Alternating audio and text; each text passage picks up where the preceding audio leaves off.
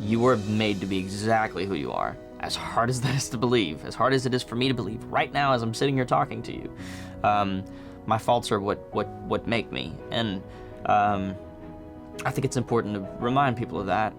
I think it's important for me to be reminded of that on a very consistent basis, you know? We were made to be who we are, whatever that means. We all have those moments where we need a little encouragement to get through our day.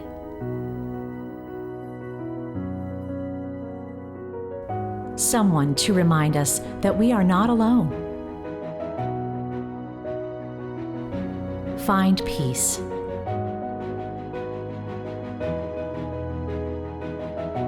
Embrace joy. Seek God daily.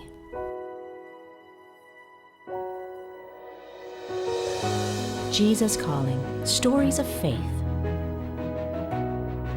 Our episode today features country music artists Hunter Hayes and Deana Carter. Hunter Hayes is a 5-time Grammy nominee and multi-platinum selling country musician. Hunter was the youngest solo male artist to top the Hot Country Songs chart in 2012. He plays more than 30 instruments and has been writing his own songs since junior high. Hunter discusses his path as a singer-songwriter, the hard questions he asks God through his music, and how, despite his monumental success at such a young age, he deals with feelings of not being good enough. My name is Hunter Hayes. I am a 26-year-old music nerd. And just a guy who loves to create music and make noise. And I've been living here in Nashville for about 10 years now, which is nuts. I moved to my dream city, and I get to do my dream job. I started making noise when I was around 4, yeah. My grandmother gave me a toy accordion when I was 2, I think, and I just started taking it everywhere. My dad actually bought a few extras to fix the one that I had that I wouldn't let go of. And every time I would break it, he'd pull parts off another one. There's still kind of like a collection in the garage back home. But yeah, it started with accordion, and then it was drums, and then it was electric guitar, and then that was kind of it after that. I was stuck to the electric guitar and found songwriting when I was in middle school. Technically wrote my first song when I was 6 years old, but don't look that up. It's a bad idea. I found songwriting in middle school, and I think that was the best time to find it because I needed it the most then. I think we can all speak to the fact that in middle school, you need an outlet. You need a place to go. And that's actually probably the time in my life where I was closest to the Bible and closest to my faith. I found it through the loneliness and through all of the things that I was going through. And I am a quiet, shy, typically to myself, recluse, only child. And songwriting was kind of, it was the only place that I could go to feel safe. I think that's kind of what kind of slingshot me into what I do now, is that middle school era, you know, as I feel like a lot of us go through that. Those big life changes, those big emotional roller coasters, it brought me into kind of the process that I have now, songwriting and whatnot. I think the first record that changed my life, like when I really started studying music, which was around like that middle school time, the first record that really changed my life and like awoke me was Mercy Me Coming Up to Breathe.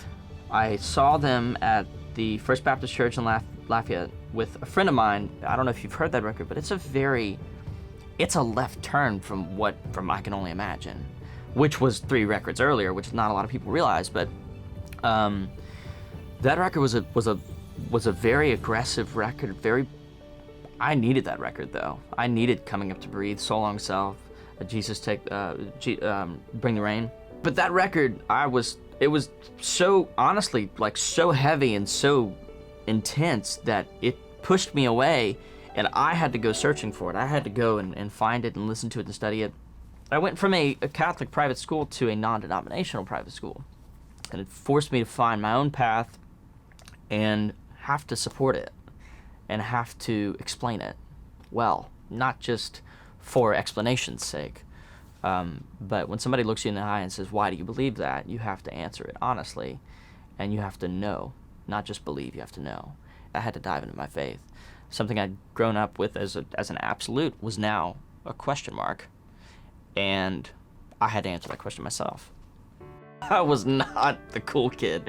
I was the opposite. And I think, honestly, looking back, or I guess looking forward, looking up to all the people that I look up to, they weren't the cool kids. You know, the people that have really changed the world and changed my life and influenced me the heaviest were the quiet ones, who kind of found their path to their outlet and used their outlet in a powerful way, and channeled all the things that they went through. I think the quiet ones have the most to say. When people ask, like, well, who do you want to sing to? And I want to sing to me. Like, I want to talk about what I'm going through, because it's not exclusive to artists. It's not exclusive to, whatever, people performers. It's my age group. We're getting out of college, and we're defining ourselves as human beings, trying to define ourselves in a world that is full of highlight reels, and questioning whether we're good enough. So you're now measuring yourself by somebody else's filter, which is a dangerous, dangerous weapon of a thing. This feeling of invisibility is not exclusive to teenagers. It lasts a lifetime, and it is the upstream feeling of not good enough. It's that voice inside your head that screams at you on a daily basis, at least for me. It's a continuous thing. One of my favorite shows I've ever had, 3 weeks ago, Milwaukee Summerfest.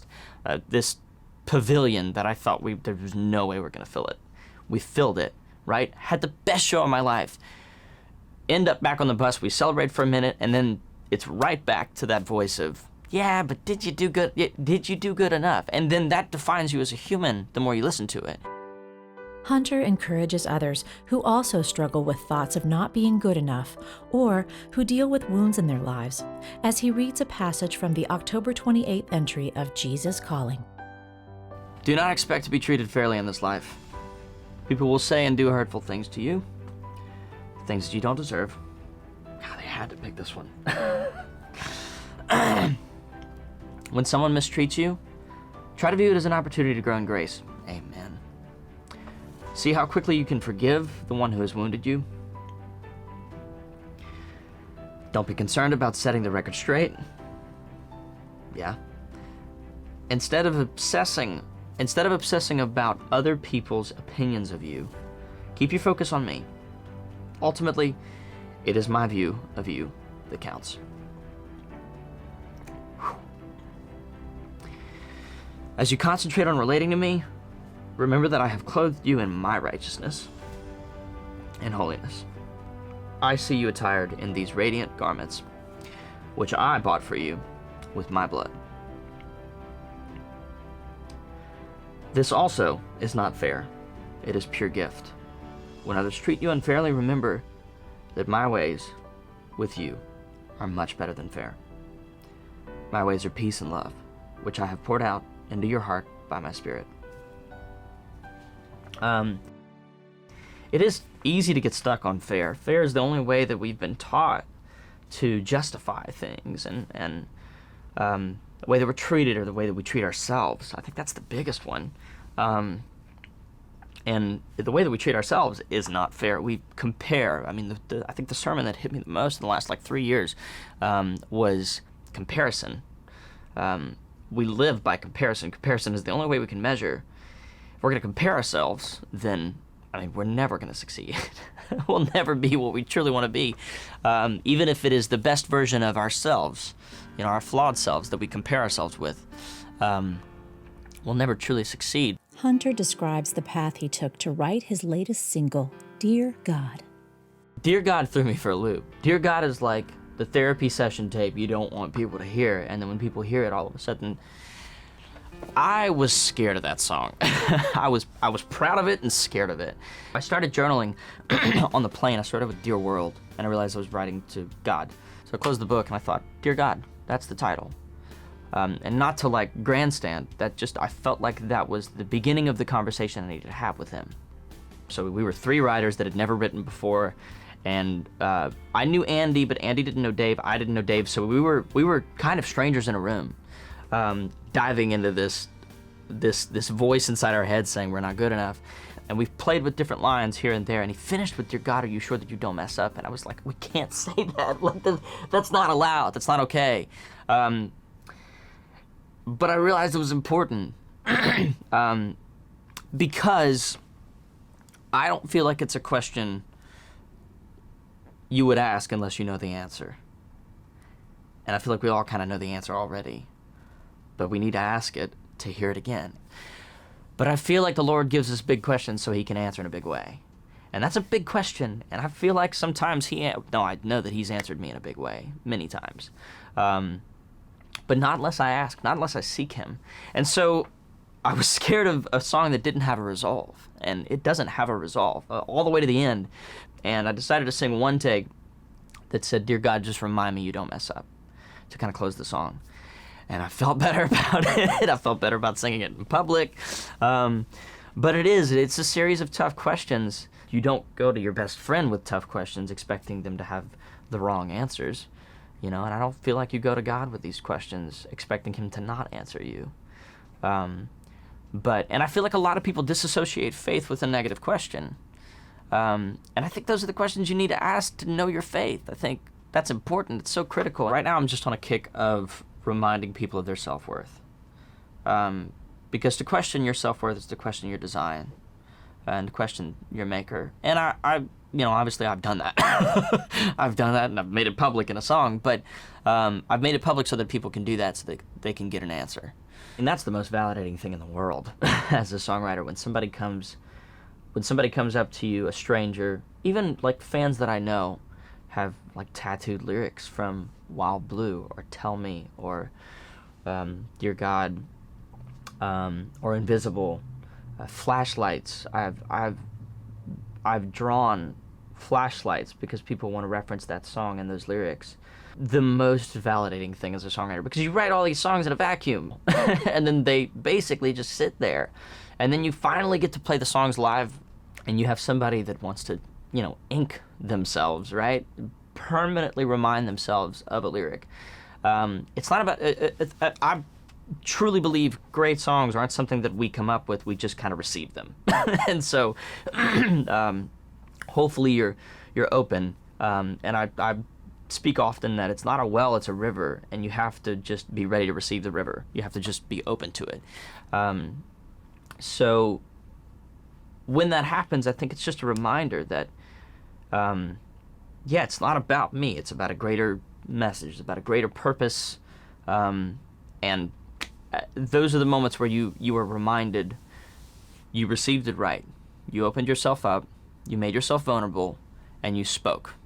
And it reached. And it connected. So it's kind of just like, okay, I'm doing okay. I'm doing my job. I'm serving my purpose. Hunter has a heart for using his platform to raise awareness for causes that are important to him.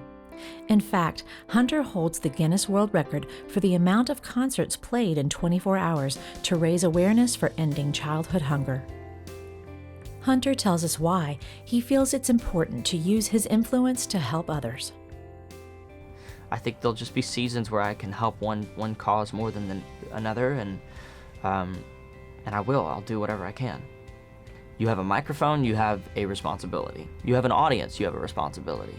And if I have an audience, if I have people that are listening, do good with it. Do good. I've got a big audience of attentive people who listen and respond. My fans aren't fans. They're people with megaphones and beating hearts and very, very passionate human beings. And they'll spread the word with me. We've got to do some incredible things with child hunger. And quick update, when I was speaking about child hunger in the States, like in this town, we said in our backyards, we were talking about 1 in 5 kids. We're now talking about 1 in 4 kids. So it's even more important. We've done some awesome things with child hunger, making people aware of that. We still haven't fixed it, but we're getting there. People are listening. I believe strongly in supporting our military families because they make an incredible sacrifice. My dad was in the military, and I've only heard about it. He was out before I was born, but I've heard stories, and even on a smaller scale of hearing a story, it impacted me. It still impacts me, and I see what they go through, and it's a lot, so I believe in supporting them. It's still very much surprising to me that this is my job. We were all given a fingerprint. None of us are truly identical. Even identical twins can be, discerned by their parents. So if even that, if even those two human beings were created to be different, then our approach has to be different.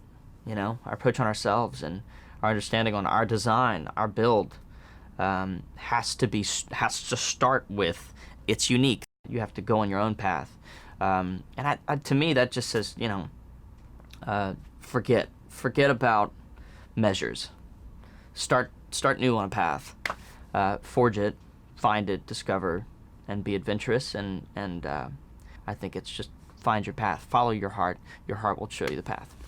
At the end of the day, I think that's what instilled in me. No, you should follow your passion, follow your purpose, because you were built to do something. You were made to do something important. Do what matters to you. To find out more about Hunter's new song, Dear God, please visit hunterhayes.com.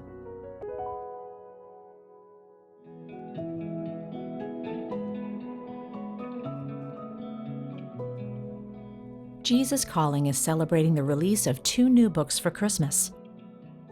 Jesus Calling for Christmas and the children's book, Jesus Calling, The Story of Christmas.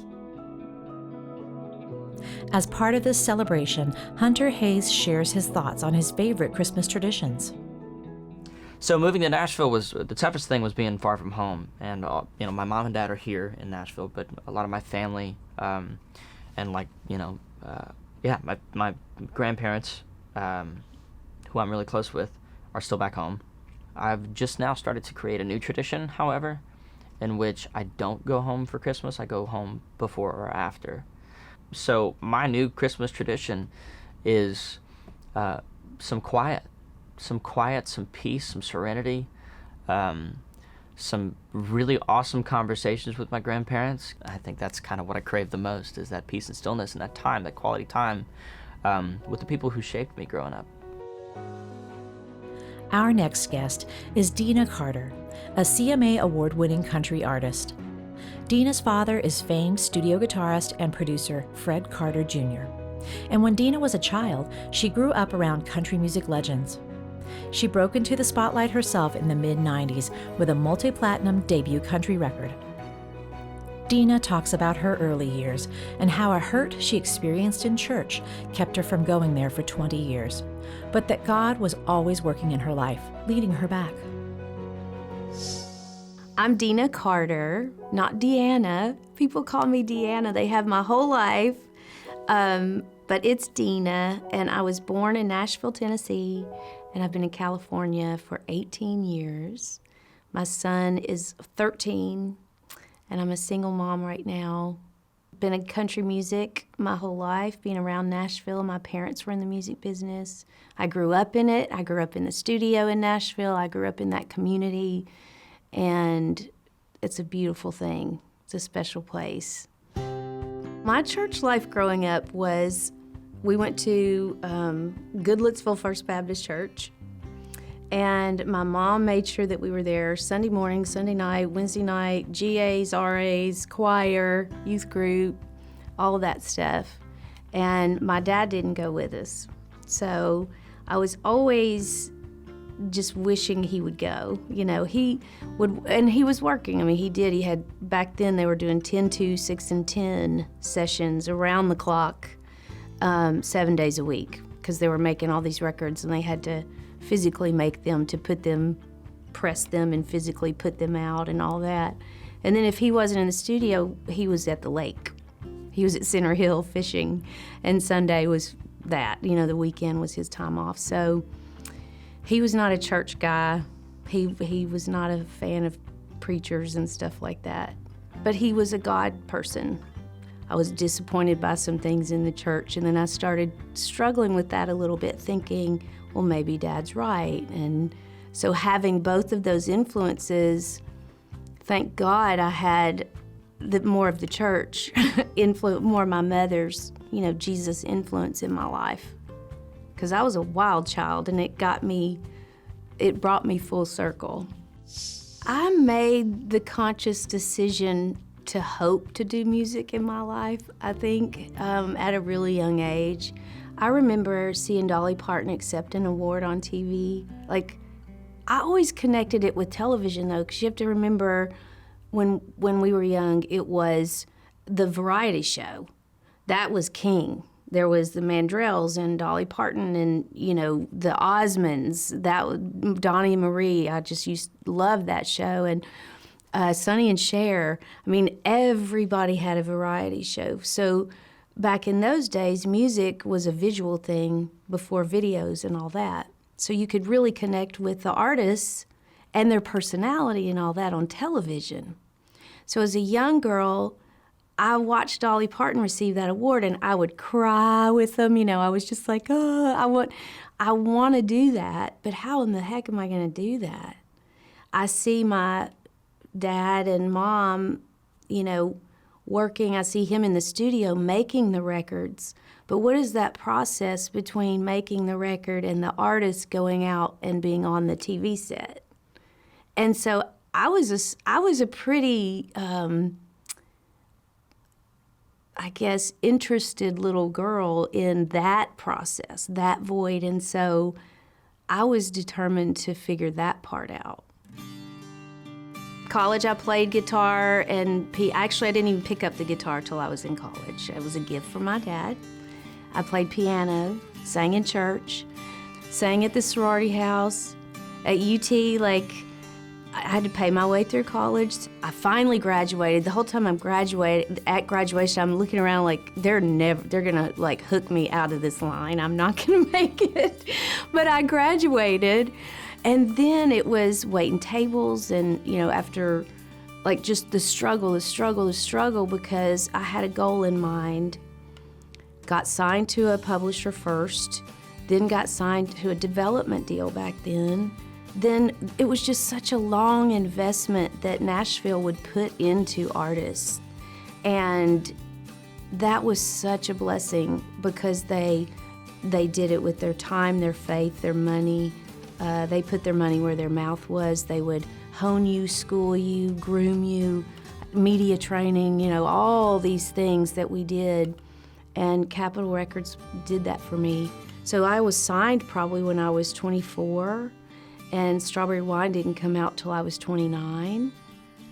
It was a long journey, 6 years basically from signing to when it came out. And I turned 30 when it was on the charts with the lyric. God is so amazing how he works it all out.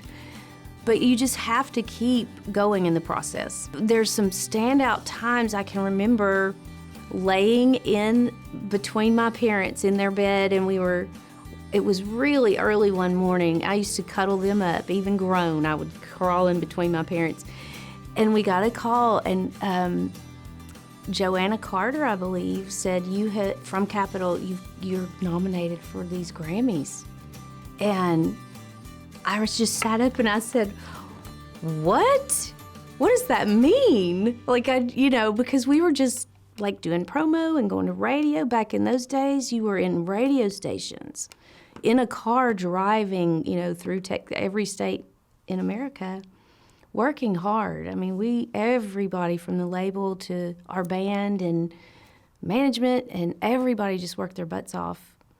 And so I never really realized it was everywhere. I really didn't. And the most shocking thing to me, I think, was when one of my cousin's spouses asked me for an autograph or something at a gig, and I was like, it's me. It's me. Who are you talking to? It's me, And that was kind of odd, just because it occurred to me that they were looking at me differently or proud of me or whatever that was, as opposed to, are you washing dishes or am I washing dishes? Matraca Berg and Gary Harrison wrote the song, but it was the bookend song to Before We Ever Heard Goodbye, the song I wrote about my high school boyfriend. Like, it completed that whole record. It was like the glue that brought all those songs and stories together. Experiences, really. I just think everyone's had a first love. Everyone's been 17. Everyone has grandparents. Everyone, has had a breakup that broke their heart somewhere along the way. All of these dominoes were in this song. And being able to pull it off and perform it live and mean it was what did it, really. And that has been the truth. So when we're talking about Jesus calling or whatever, my parents in the music they did, this whole conversation we're having today is rooted in truth. Sometimes we don't like the truth, but that doesn't mean we don't connect with it, And I think so many people connect with that. I can't even believe that I got to sing that, because that song has provided 20 years of, a music career that I never dreamed. A classic. I never dreamed I'd get to have a part of that. I got focused creatively and professionally, but personally, I was still not solid in my relationships and all that. When I went to college, I didn't go to church for 20 years and made a point that I wasn't going to go. I went the other way. But here's the difference. I always had Jesus in my heart, always. I was baptized at 7. I think it's important, honestly. A lot of people have been hurt by the church itself, and then they walk away thinking that God's let them down, and in truth, there are human beings in church, and so we're all faulty, and we're all works in progress. And I know that now, but at the time, at such an impressionable age, I got into numerology, I got into astrology. I just went on a spiritual journey. Is this the only thing out there? And all the to be honest, immature, silly things that you do in ignorance of what might be out there because you've been in one system your whole life. And I did everything, explored everything, and it just met up with people, got involved with people, and it took me down a road where, it was party girl, it wasn't major drugs and alcohol, but it was party time. It was experimentation time. The spiritual change came for me when I got pregnant with my son, and I wasn't married. I was between marriages, and that was shocking and just put me on my knees. Now I'm responsible for a human being, You trust me enough for this, so that was it. That's when I went back to church and started diving back into my spiritual connection with God and praying for His help and asking Him for His forgiveness and just help me get through this to be a good mom. And Hayes was the biggest blessing in my life. I think the biggest change has been humility in confessing my faults, seeing where I need to improve, not pointing the finger at everybody else. A little more empathy. Those kinds of things, when God works on your spirit, the change starts happening with you. That was God working on me creatively and professionally. Just getting rid of the monkey business, really, in my life. But He knew that I still had so far to go spiritually, with my convictions and my personal life, my personal beliefs and all that. I found out about Jesus calling. Once again, God put so many beautiful people in my life. It was given to me as a gift by Holly Chapman, who is an amazing hair and makeup person here in Nashville. And we talk about our faith. You know, that's the other thing that God would do, is put me in these scenarios around. He would make me more verbal about my faith. He would push me in that way. And then I would connect with people that were, Christians as well, and share. And that was a real strength builder for me in all this transition time. And so she gave me the book. Holly gave me a copy of it and wrote in the front, a sweet note. And I took it back to LA with me and I read it. And I wore it out. I mean, I told you when we got here, I said, when you memorize Jesus Calling, pretty much 365 pages of that it's time to get the new one, because I could go to March 12th and read what it says. But that was monumental. Another really challenging time in my life. Again, going through a lot of loss, the loss of my dad, and having those anecdotes every day that, I try to put my feet on the floor and pull that out first instead of my phone, so that I get my priorities straight for the day. I have the Jesus Calling app on my phone because when I travel, then it's right here. And it's so convenient, and I love it.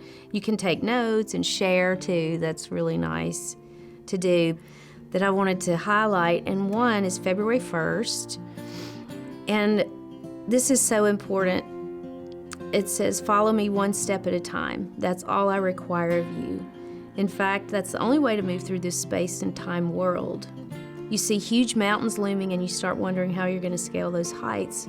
Meanwhile, because you're not looking where you're going, you stumble on the easy path where I'm leading you now.